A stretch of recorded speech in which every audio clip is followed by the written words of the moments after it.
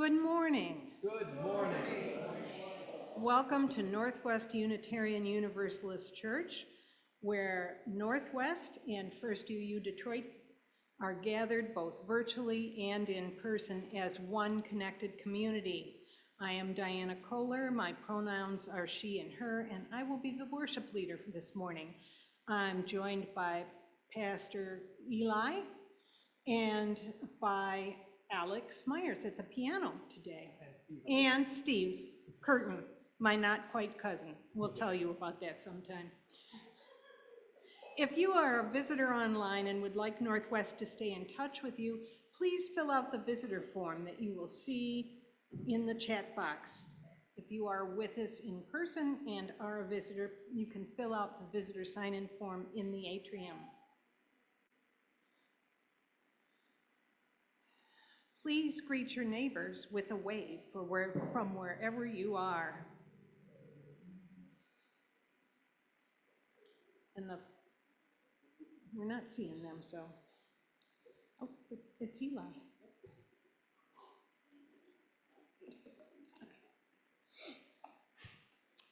We have a few announcements to share with you. You can always find more information about our churches in our joint newsletter and on our websites.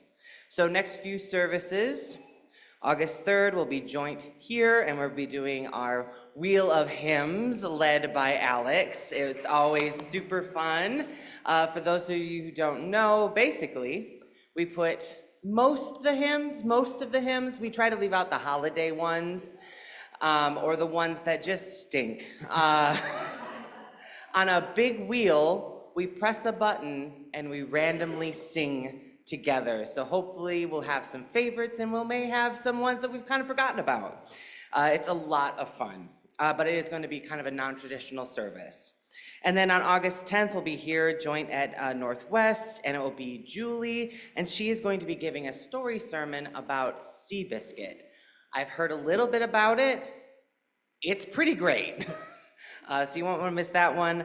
And then August 17th, we are joint at Detroit with me. No, I don't know what I'm going to be talking about yet. I'll figure it out. I got time.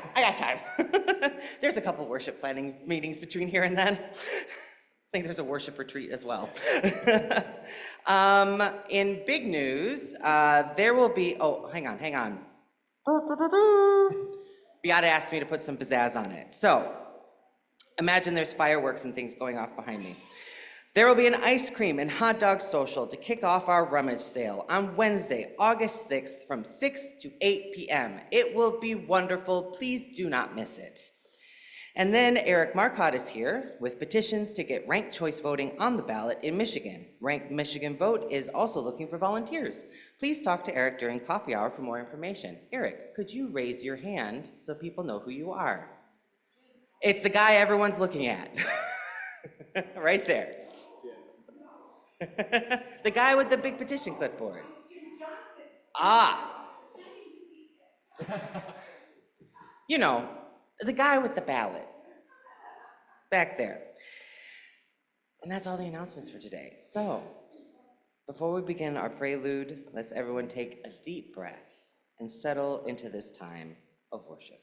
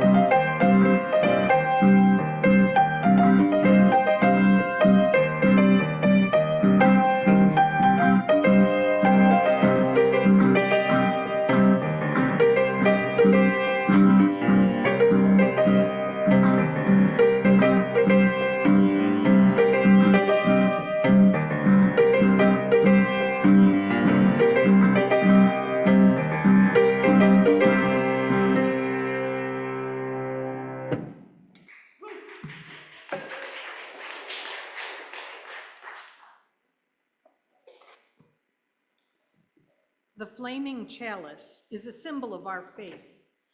We light it this morning knowing that many other Unitarian Universalist congregations around the world are doing the same. We light our chalice this morning with words from Northwest UU's mission statement. Please repeat after me. We light this flame, to grow in spirit, knowledge, and action. To grow in spirit, knowledge, and action. To accept and challenge one another. To accept and challenge one another. To support each other in times of joy and need. Support each other in times of joy and need. Each week, we offer a land acknowledgement. We honor and pay our respects to the land on which we live and work, which was violently stolen through colonialism, genocide, and forced removal of its traditional stewards. These stewards are the Anishinaabe, the Council of the Three Fires, which include the Ottawa, Ojibwe, and Potawatomi, also known as Ottawa, Chippewa, and Potawatomi tribes. We also acknowledge the people of African descent who were forcibly removed from their land and separated from their families through kidnapping and enslavement, and pay reverence and respect to them for building this country's infrastructure and economy with no compensation or reparations to date.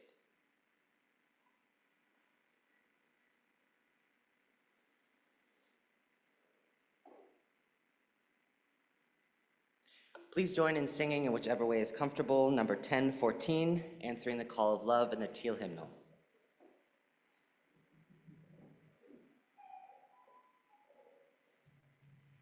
And just a reminder that the lyrics change. It is no longer standing on the side of love, it's answering the call of love.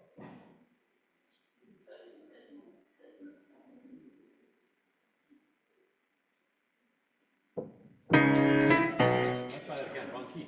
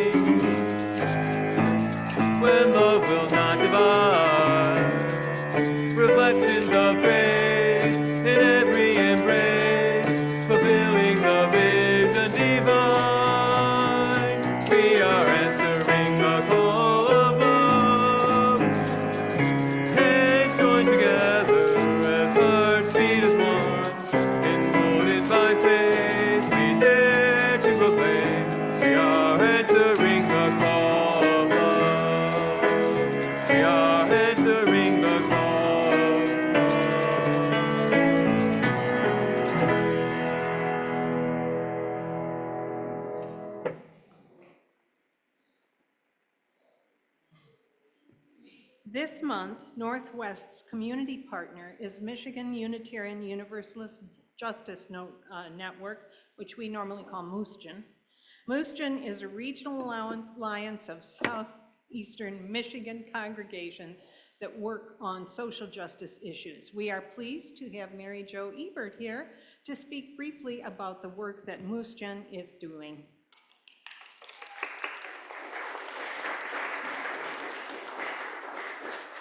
Thank you so much. Good morning. It is so great to be here with you this morning. I'm sure you don't need me to tell you that in these times we are up against very well organized forces of injustice, creating and exacerbating injustice. And the antidote to that is for us to collaborate and build coalitions to promote justice, to work for justice, and for care in our world. The Michigan UU Social Justice Network is one of those collaborations. We work statewide with UU congregations. We leverage resources, we leverage information, expertise. For example, we have a legislative committee that sorts through all the legislation, primarily at the state level and also federal, and provides that information to our social justice leaders across the state so that they don't all have to do that themselves. You may recognize that the founder of Mooshin was your own Randy Block here at Northwest UU.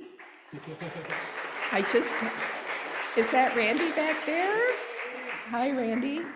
And I'm also really happy to share with you that Beata Lamparski, who's here today, is a member of our board and has recently taken on the responsibility of bookkeeping. It's great to have Beata and her perspective and experience on our board. And just this past week, I had a great conversation with Trina Toko. We're all excited about different ideas that we talked about for moving our justice organizing forward. Let me share a couple of examples with you of the kind of work that we do. In June at Ferndale Pride, 4 of our churches staffed a booth together: Northwest, Detroit, my church, Birmingham Unitarian Church, and Farmington. We talked to hundreds of people that day. I see Eli was there, Jan was there, I saw her this morning. We talked to hundreds of people about our values and our principles and our support, our long-time work in support of rights and care for LGBTQ people. Well, 3 young people came into our booth, and I talked with them. They are initiating a petition called Michigan Marriage Equality 2026. I had forgotten, actually, that we still have a constitutional amendment, our state constitution, from 2004. Do you remember that vote in 2004 that banned same-sex marriage? That is now overridden. I see faces like, really? That at present is overridden by the Supreme Court ruling. However, if that Supreme Court ruling should change, and I think there's a probability that it could, that could come back to the states, and that ban could go into effect. So these young people are starting a ballot petition to change the state constitution to write in language in support of marriage equality. So somebody told them to find Unitarians to help organize. So there they were in our booth. And I've stayed connected with them. I've connected them with some other organizations. I'm telling everyone I know about it. They're creating a contact list now because they want to start their signature collection in January. So I expect that if they go forward, and I think they will, that will be one of our statewide organizing projects, continuing our long work on in support of LGBTQ rights and care. Another example, in April, members of about 5 of our congregations joined together in Lansing in support of a Capitol Day that was organized by Michigan United.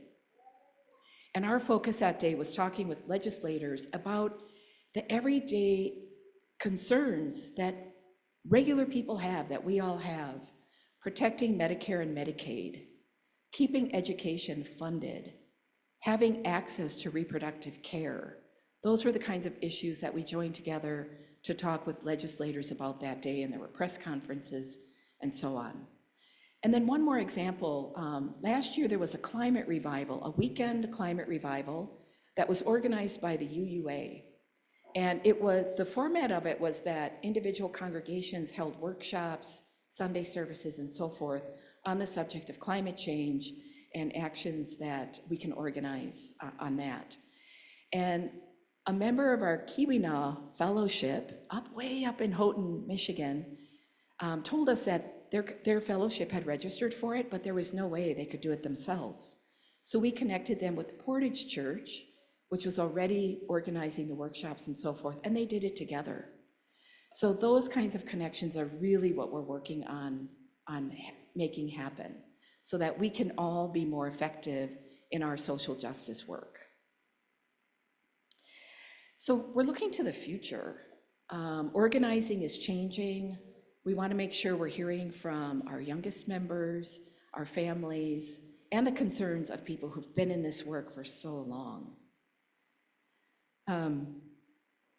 We are known for social justice work. How many of you are, at least in part of your congregation because of its social justice values and principles and work? Yeah, I see many, many hands. How many of you are also here for learning, for exploring life's questions, and for community? How many of you are also here for that? Yes, of course. So what I'm really thinking about is, when we're out in the community doing social justice work, are there ways that we can more deliberately and with really good messaging promote these other aspects of Unitarian Universalism, so that we're not just known or admired for our justice work, but so that more people would say, oh, I kind of like what I hear about being part of that community. I like the fact that they're a learning community. I want to be part of that. So that's one of the things that, we're kind of simmering a little bit and see if we can join with ministers, membership coordinators, social justice leaders, to see how we can really more powerfully bring all of those aspects of Unitarian Universalism to the public. So thank you so much for sharing your plate with Mushkin today. I would ask all of us to keep in mind, we get so many requests for money, candidates, nonprofits doing really good work, really important community service projects. Let's also prioritize the work of our churches and the work of our statewide network so that we can continue to do this work on into the future. Thank you.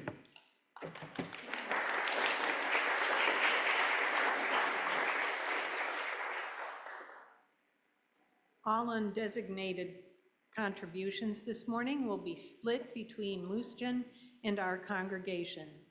You can give in a variety of ways that will be visible on your screen in a moment.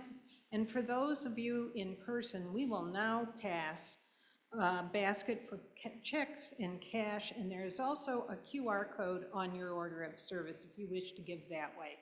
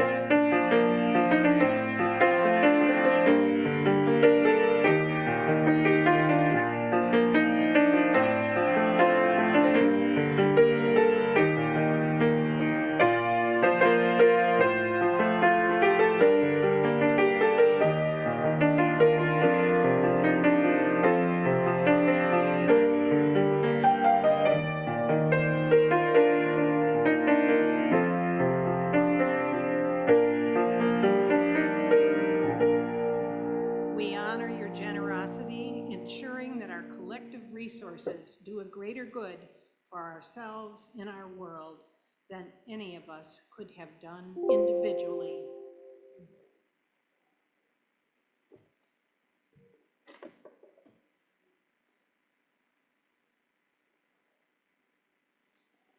Good morning. Good morning. My name is Mary Mueller. My pronouns are she, her, and I'm a member of the Northwest UU Pastoral Care Team.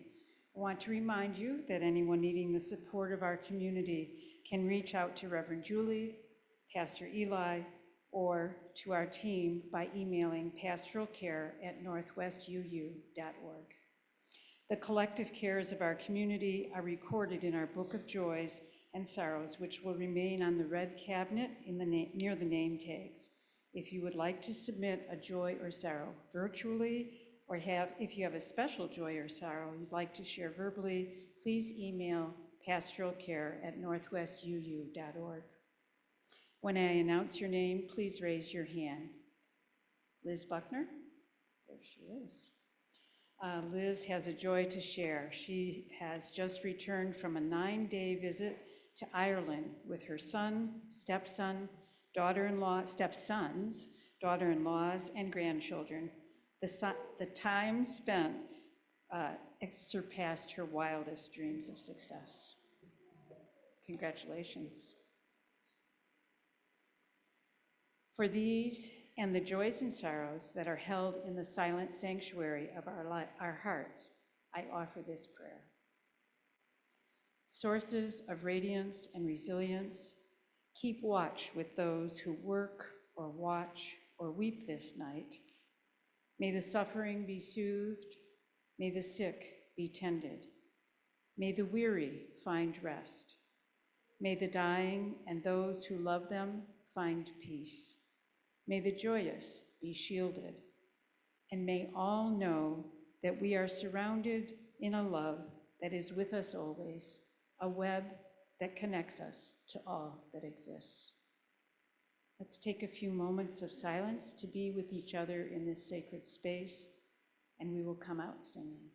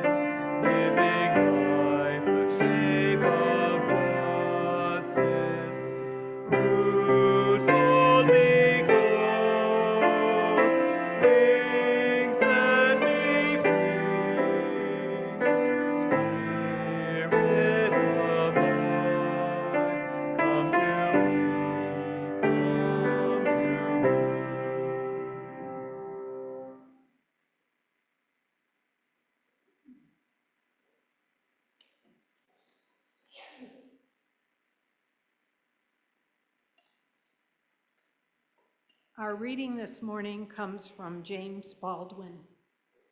For nothing is fixed, forever, forever, forever. It is not fixed. The earth is always shifting, the light is always changing. The sea does not cease to grind down rock. Generations do not cease to be born. And we are responsible to them because we are the only witnesses they have. The sea rises, the light falls, lovers cling to each other, and children cling to us. The moment we cease to hold each other, the moment we break faith with one another, the sea engulfs us and the light goes out. You are now invited to rise in body or spirit and join in singing 323, Break Not the Circle.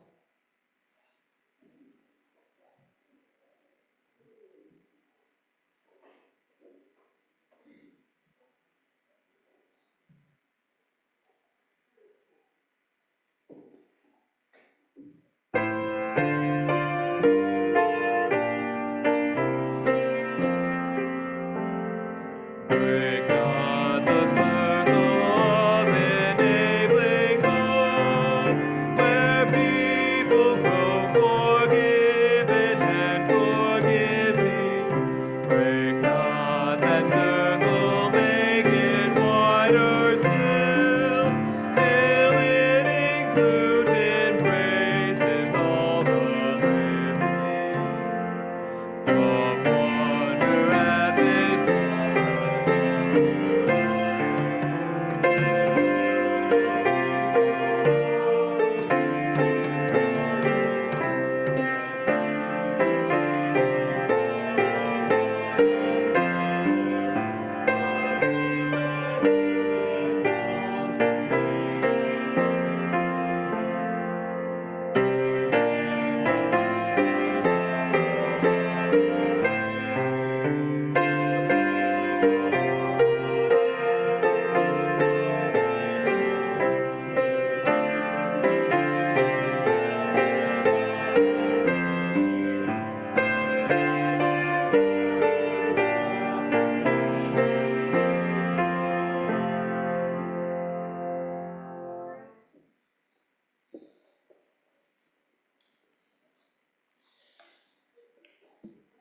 So some of you may notice that this little section has been different for a few months. We used to have a really beautiful pot that sat here.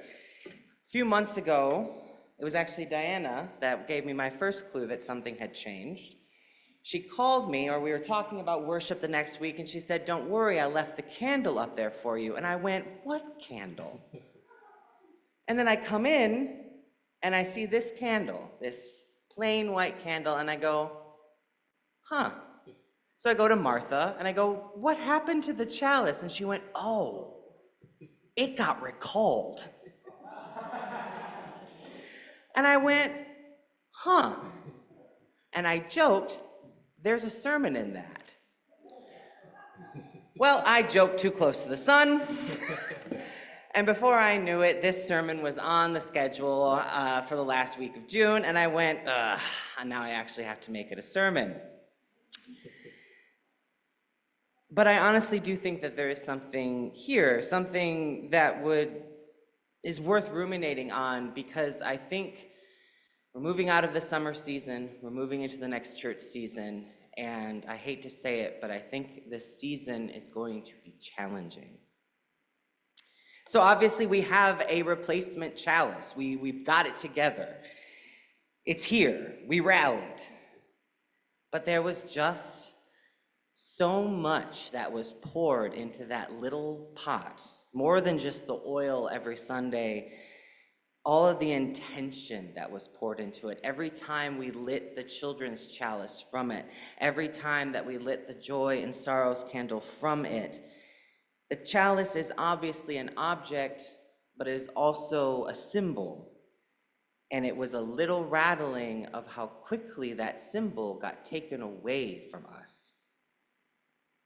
And to protect our chalice, I think we have to think about it a little bit. We have to understand it a little bit. And just by the pure nature of Unitarianism, the chalice is going to mean something different to every single person in this room. But for me, the chalice is the embodiment of three main things: our spark, our connectedness, and our sacredness. And right now, all three of them are being tested and prodded at and at risk.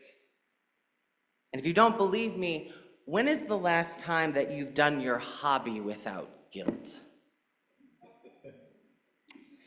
Or had the capacity to utilize your creativity without going, "Oh, why am I doing this? This is such a waste of time." When's the last time you slowed down? It's been a while for me. That's the spark I'm talking about. Our inner flame that we tend when we put down our tools and stop building for a little while. The things that we do that ultimately serve no real purpose except to perhaps spark joy, spark warmth, or spark peace within us.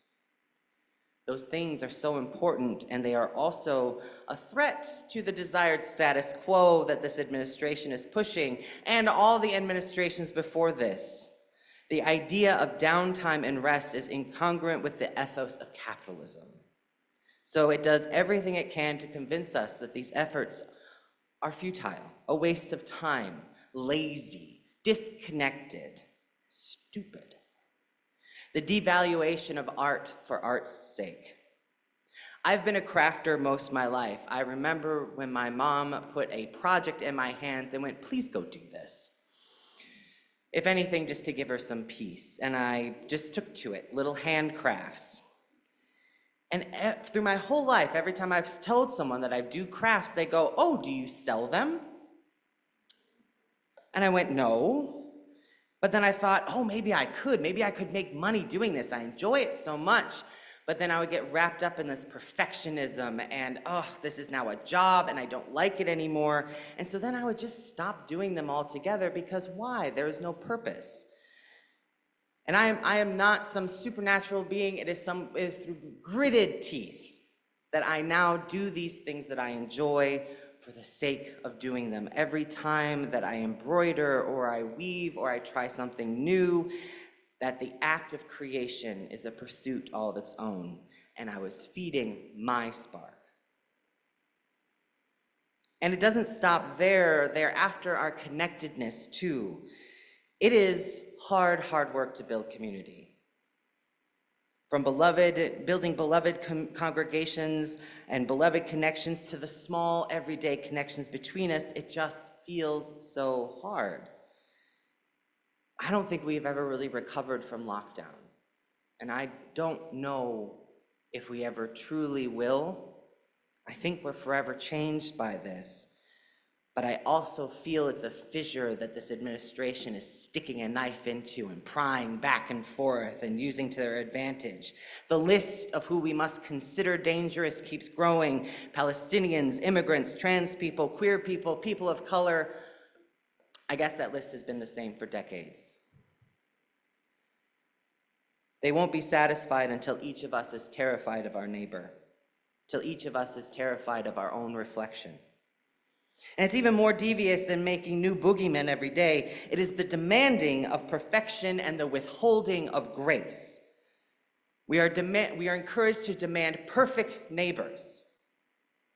We are told to withhold grace from them, to not assume best intent, because who in this world could have good intentions? And our sacredness is not safe. And I may lose some of you here with the language I'm about to use, but please, I need you to stay connected to this. It is dire that we stay engaged with our divinity, especially in times of tyranny and rising fascism. If we ignore our own divinity, our own worth, our own fire, whatever you want to call it, the sacredness that we hold for no other reason than the sole fact that we are alive, if we do not hold on to that, then it will be so easy to convince us to step on the divinity of other people. Your divine is my divine. What it means to be sacred is what it means to be a person, and it is not that complicated. It really isn't. We are sacred because we are. The creatures of this earth are sacred because they are. The land beneath our feet, the ground beneath us, the dirt, everything is sacred because it is. It exists. And if anything on this list is being cut off from thriving, then it is a threat against its divinity and therefore ours. I am a mirror to you, and you are a mirror to me, and that is the only reason I need to protect you. If I abandon that, then I really don't have much left. And it would be so easy to manipulate me into this hateful individualism that we see growing and growing. A recall is a safety notice distributed to consumers that an item is dangerous. And I'm not saying that a recall of a pot of oil that you set on fire isn't necessarily without merit. What I'm saying is our chalice isn't a product, and we are not consumers of it. Usually, it is a good idea to pay attention to recalls, but this is more of a threat on what makes us us. We are the faithful, the sacred, the seekers of justice. When the recall comes for our chalice, the symbol, what are we supposed to do? And I think we have to act like there will be a tomorrow. Act like we have a chance to build something better. Act like our spark, our connectedness, our sacredness will survive this onslaught. We can't give up because we might have to do something tomorrow when the smoke clears. And a place that I suggest we start is a little hedonism. Not drugs or smoking or alcohol or anything like that. That's not what I mean. What I mean is a hedonistic attitude towards life, when you seek out pleasure and joy, when you paint, dance, sing, craft, read, and rest without allowing that space for that gnawing guilt that you aren't doing enough, that you aren't engaged enough. Do you remember when the news was only on in the morning and at 5? What do you gain from checking the news at 1:32 in the afternoon? It will be there. And I understand, I do. My community is constantly under threat. I get it. I don't want to feel like I got taken by surprise, but I can't hold it all anymore. It doesn't make me feel safer. It doesn't make me feel better. What makes me feel better is spending time doing the things I enjoy with the people that I enjoy. So try being a little bit more disconnected and use that space in your soul to just be a little more hedonistic. I'm not saying go full Dionysus, don't hurt yourself, but I promise, just try it. See, your spark will thank you. Look up. Look up from your screens, look up from your work, and look around you. Who is your neighbor? Who is behind the desk or the counter or the checkout line? Who is out there doing cool things that you want to do? The next time you assume the worst, don't. And I'm not trying to be glib, I promise I am not. What I'm trying to tell you is that they make it seem like it's so hard. It's not.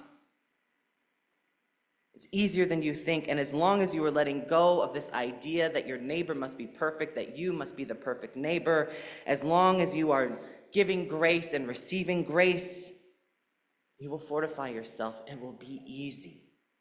Do you know your neighbors? Do you know the person sitting next to you in this room? If you don't, fix that. Here is the best news. Your sacredness cannot be taken away. It cannot be recalled, but your belief in it can. So I'm up here at this pulpit and I'm going to remind you here and now, you are worthy, you are whole, and you are divine. You are meant to be here with me, with us, with this community. If you cannot believe it, don't worry, I will believe it for you. I know it's true, and we will remind you of this anytime that you need. This chalice beside me reminds us that we are all sacred, worthy, and whole. Through my life, this is not the first symbol that has come under threat. There have been many myths that have been taken away from me, times when I had to adjust and regroup as a symbol I held dear crumbled in my hands. I have to guess that right now, I'm not alone. That some systems that you put your faith in, some beliefs that you believed were true, turned out to be lies, turned out to be a house of cards, or turned out just to not be working for you anymore. I want to know that I'm with you in this grief as we grieve these losses. I'm with you in this time of readjustment and recalibration. Our chalice is a symbol as well as a physical object. It's a ritual and a grounding, and it's metaphysical. It's wax, it's faith. The flame must be tended and cared for it is hot and it can burn, but is a source of warmth and comfort for all of us. They can take away the vessel, the pot, the candle, the tea light, the match, whatever we use, and we will just find another. We will come together to find a solution. Despite everything, in defiance, we will live like there is a tomorrow, like there is hope. They will not use the threat of safety to make us turn on our neighbor or ourselves. We know the flame can be dangerous, and we respect it. We will continue to use it to light the torches that light our way, to light the candles that honor our dead and our living.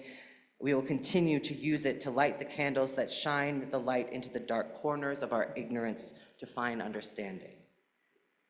You can't recall our chalice any more than you could recall my rib or my eye or my heart. It is in me.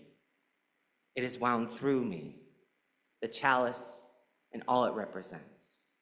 And it's in you. They can't take that away.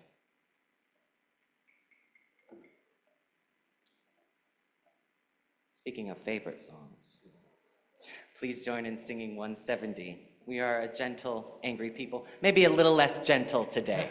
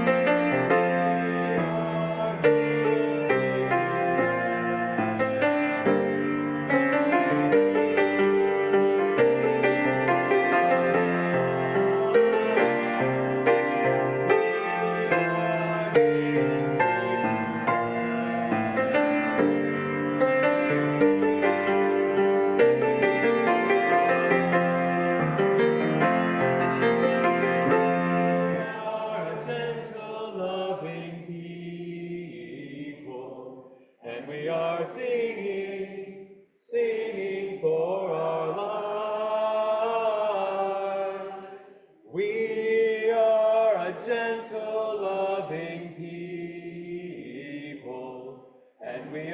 singing, singing for our lives.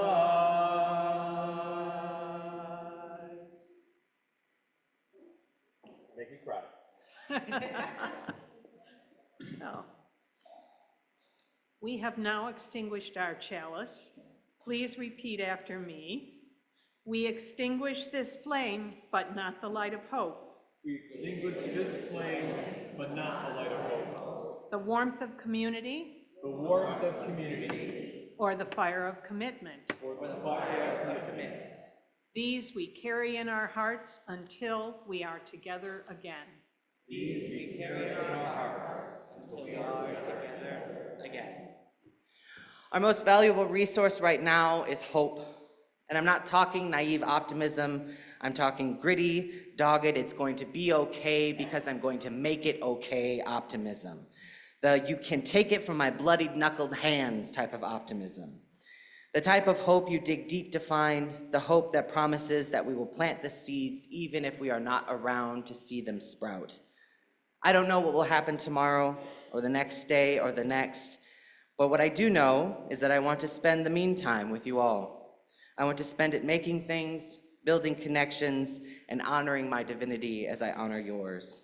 The flame is out, but I can still smell the smoke, and it will remain. And next week, we'll light it again. See you then.